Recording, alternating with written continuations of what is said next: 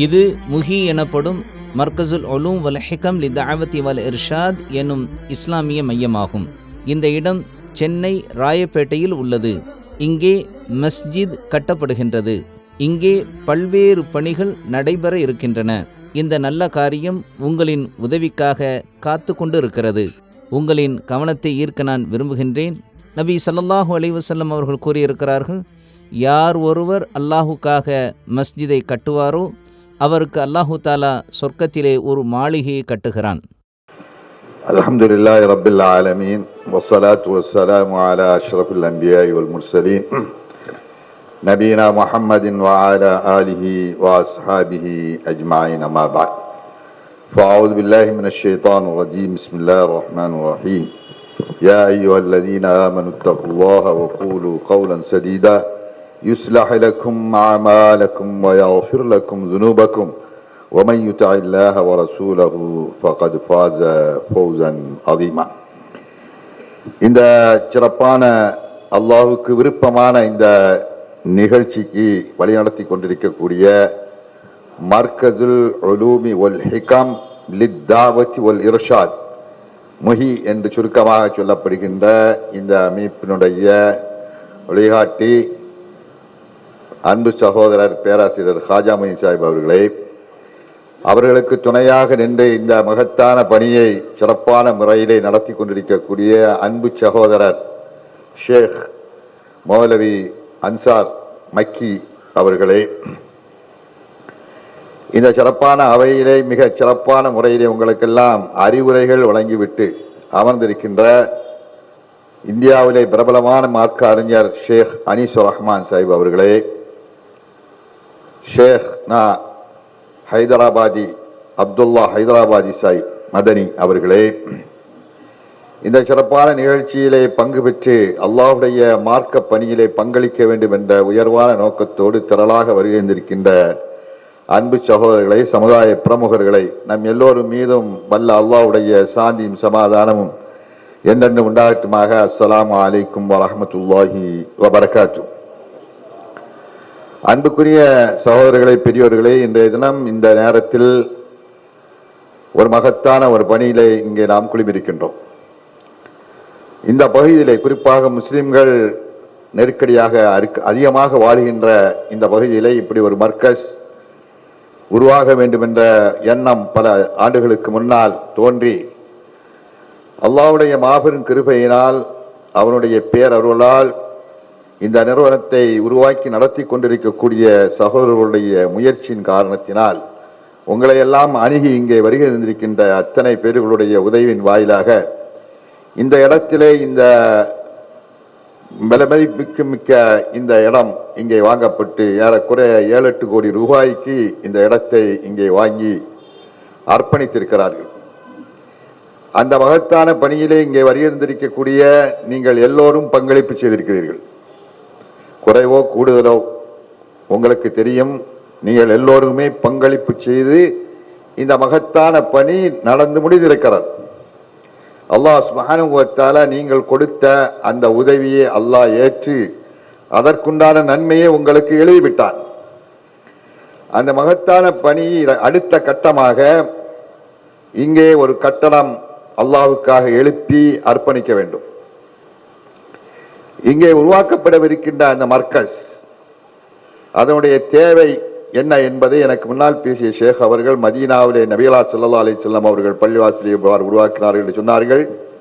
அடுத்து ஷேக் அவர்கள் ஹைதராபாதி அவர்கள் பேசுகின்ற பொழுது பள்ளிவாசல் ஆற்ற வேண்டிய பணிகள் என்ன என்பதையெல்லாம் உங்களுக்கு சுட்டி காண்பித்தார்கள். இந்த மகத்தான இந்த மர்கஸ் பள்ளிவாசல் இது சாதாரணமாக நாம் காணுகின்ற பல்லாயிரக்கணக்கான பள்ளிவாசல்கள் இருக்கின்றன, அவற்றை போன்றதல்ல. இந்த பள்ளிவாசல் உருவாக்குவதனுடைய நோக்கம் தூய தௌஹீதை நிலைநாட்ட வேண்டும். அந்த தௌஹீதுக்கு எதிரான ஷிர்க்கை ஒழிக்க வேண்டும். நபிமார்கள் என்ன மகத்தான ஒரு லட்சியத்தை இந்த பூமியிலே நிலைநாட்ட வேண்டும் என்பதற்காக வேண்டிய அல்லாஹ்வால் அனுப்பப்பட்டு அவர்கள் போராடி இந்த மார்க்கத்தை நிலைநாட்டி சென்றார்களோ அதை இந்த இடத்திலே மர்கஸ் உருவாக்கி அதை நிலைநாட்ட வேண்டும் என்ற ஒரே லட்சியம் அதுக்குள்ளே எல்லாம் அடங்கி இருக்கிறது. இந்த மகத்தான பணி இன்றைக்கு துவங்குவதற்காக வேண்டி நாம் எல்லாம் இங்கே குழுமிருந்து கொண்டிருக்கின்றோம். நம்மை எல்லாம் அவர்கள் அழைத்திருக்கிறார்கள். இந்த சிறப்பான பணியை அல்லாஹ் சுப்ஹானஹு வ தஆலா ஏற்றுக்கொள்ள வேண்டும். ரப்பனா தகப்பல் மின்னா இன்னக அந்த சமீஉல் அலீம் என்ற பிரார்த்தனையோடு இந்த மகத்தான பணியை நாம் துவங்கவிருக்கின்றோம். அன்பு சகோதரர்களே, இந்த குறுகிய நேரத்திலே இங்கே எழும்பவிருக்கின்ற ஒரு மகத்தான பணி, அந்த பணியிலே பங்களிப்பு செய்வதனுடைய அவசியம் என்ன, அந்த பணிக்காக வேண்டி நாம் செலவு செய்வதனுடைய முக்கியத்துவம் என்ன என்பதை நீங்கள் எல்லோருமே உணர்ந்திருக்கிறீர்கள். ஒரு கட்டம் இந்த இடத்தை வாங்குவதற்காக வேண்டி நீங்கள் கொடுத்து விட்டீர்கள். அடுத்த கட்டத்திற்காக வேண்டி உங்களை அழைத்திருக்கிறார்கள், நம்ம எல்லோரையும் அழைத்திருக்கிறார்கள். இங்கே வருகை தந்திருக்கக்கூடிய அத்தனை சகோதரர்களும் இந்த நேரத்தில் இந்த மகத்தான பணியை செய்வதற்காகத்தான், ஆரம்பிப்பதற்குத்தான் நம்மை குழுமி கூட்டியிருக்கிறார்கள் என்பது நன்றாக உங்களுக்கு தெரியும். தெரிந்துதான் வந்திருக்கிறீர்கள். வந்த ஒவ்வொருவரும் உங்களுடைய உள்ளத்திலே இந்த பணிக்கு ஒரு தொகையை கொடுக்க வேண்டும் என்ற எண்ணம் இருக்கிறது. அல்லாஹ் அறிஞனா இருக்கிறான். அதனால இந்த துவக்க நிகழ்ச்சி அன்று நீங்கள் கொடுக்கக்கூடிய ஒவ்வொரு பைசாம், அவர் ஹைதராபாத் அவர்கள் சொன்னது மாதிரி, குறைவோ கூடுதலோ எது கொடுத்தாலும் அது அல்லாஹ்வுடைய வங்கியில் போடப்படுகிறது. அது சதகத்துன் ஜாரியாவாக அது கருதப்படுகிறது. அல்லாஹ் சுப்ஹானஹு வ தஆலா அதற்குண்டான மகத்தான நன்மையை சொர்க்கத்திலே கொடுப்பான் என்பது இந்த சந்தேகம் இல்லை. மாளிகைகளை கட்டுறோம், கோடிகளை வச்சிருக்கிறோம், சொத்துக்கள், பங்களாக்கள், காம்ப்ளெக்ஸ்கள், வியாபார நிறுவனங்கள், எஸ்டேட்டுகள் எல்லாவற்றையும் வைத்திருக்கிறோம். அது எதுவும் நம்மோடு வருவதில்லை. மாளிகையை வைத்திருந்தவர்கள் எல்லாம் அல்லாஹ்விடத்திலே பிரார்த்தித்தது, எனக்கு சொர்க்கத்தில் ஒரு இடம் வேண்டும் என்றுதான் சொன்னார்கள். ரப்பிபினிலி இந்தக பைத்தன் ஃபில் ஜன்னா, ரப்பிபினிலி இந்தக பைத்தன் ஃபில் ஜன்னா, யா அல்லாஹ் எனக்கு சொர்க்கத்திலே ஒரு மாளிகை தா, இங்க உள்ள என்னுடைய மாளிகை எனக்கு தேவையில்லை என்று அதை புறக்கணித்து அல்லாஹ்விடத்திலே முறையிட்டார்கள். இளவரசிகள், சொகுசாக வாழ வேண்டியவர்கள் அப்படித்தான் அவர்கள் பிரார்த்தித்தார்கள். நல்லோர்கள் அப்படித்தான் பிரார்த்திப்பார்கள். இந்த உலகத்தை நாம் வாழ்வதற்காக வேண்டி வந்தவர்கள் அல்ல, நாம் எல்லாம் போவதற்காக வேண்டி வந்தவர்கள். நம்முடைய வாழ்க்கை நாளொரு மேனியும் பொழுதொரு வண்ணம் குறைந்து கொண்டே இருக்கிறது. மறுமையை நோக்கி நாம் பயணித்துக் கொண்டிருக்கிறோம். எனவே மரணம் வருவதற்கு முன்னால் நாம் செய்ய வேண்டிய காரியங்களை செய்துவிட வேண்டும். உள்ளத்தில் தோன்றியதை உடனே நிறைவேற்றி விட வேண்டும். இல்லாவிட்டால் அடுத்த கட்டம், நீங்க இந்த கேட்டுக்கு வெளியே போனா, நீங்க இந்த இங்க இருக்கும் போது நாம் இந்த பணிக்காக வேண்டி இவ்வளவு தொகை கொடுப்போம் என்ற உள்ளத்தில் நீங்கள் இப்பொழுது எண்ணிருப்பீர்கள்.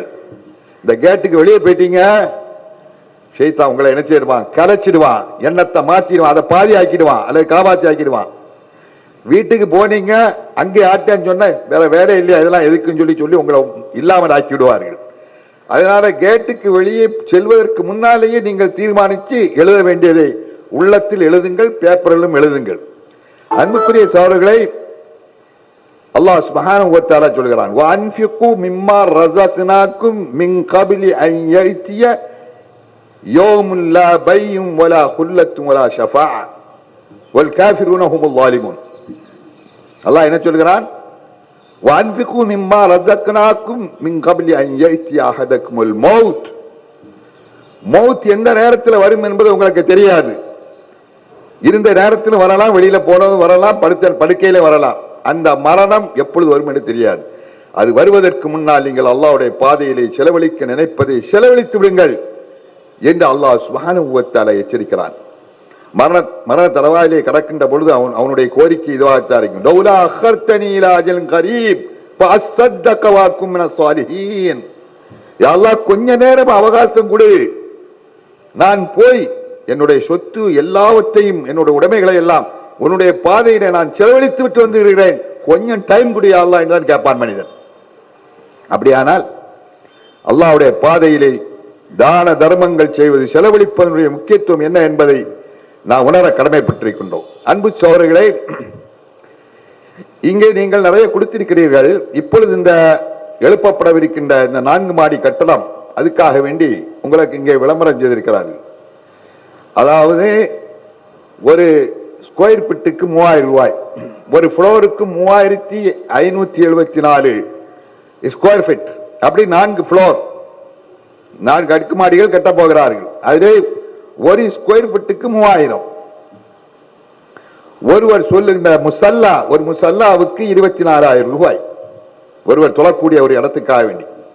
அந்த இடத்துல யாரெல்லாம் இது கட்டப்பட்டு எவ்வளவு காலம் இந்த கட்டணம் இருக்கிறதோ அவ்வளவு காலமும் அந்த நன்மை அவருக்கு வந்துகிட்டே இருக்கும். சதகத்தும் ஜாரியா, இதான் நடமாடும் தர்மம், நடந்து கொண்டே இருக்கும். அப்படிப்பட்ட ஒரு மகத்தான நற்பாக்கியத்தை அல்லாஹ் சுப்ஹானஹு வ தஆலா கொடுக்கிறார். இந்த ஒரு முசல்லா என்பது 24,000 ரூபாய் என்பது பெரியதல்ல. நீங்க நிறைய கொடுத்திருக்கிறீர்கள். ஆனால் ஒரு முசல்லாவுக்கு 24,000 ரூபாய் என்பது பெரிய தொகையே கிடையாது. எவ்வளவோ செலவழிக்கிறார்கள். ஒரு ஆஸ்பத்திரிக்கு போயாச்சுன்னா டெஸ்ட் பண்ணா பிளட் டெஸ்ட், அந்த டெஸ்ட், இந்த டெஸ்ட், இதுக்கே 15,000 20,000 ரூபாய் வாங்கிடுறான். பாருங்க, சாதாரண ஒரு காய்ச்சல் என்று சென்றால் அங்கே நம்மளை உறிஞ்சி எடுத்து விடுகிறார்கள். சில அறுவை சிகிச்சைக்காக வேண்டி லட்சக்கணக்கான ரூபாய்களை முன்கூட்டியே வாங்கிக் கொள்கிறார்கள். கொரோனா நோய் என்று செல்கின்ற நேரத்தில் 10 லட்சம் 20 லட்சம் என்று புடுங்கினார்கள் மருத்துவமனைகளிலே. பார்க்கிறோம், அப்பெல்லாம் கொடுக்கத்தான் செய்தார்கள். ஆனால் அதை மனம் வெறுத்து கொடுத்தோம் அதுக்கெல்லாம்.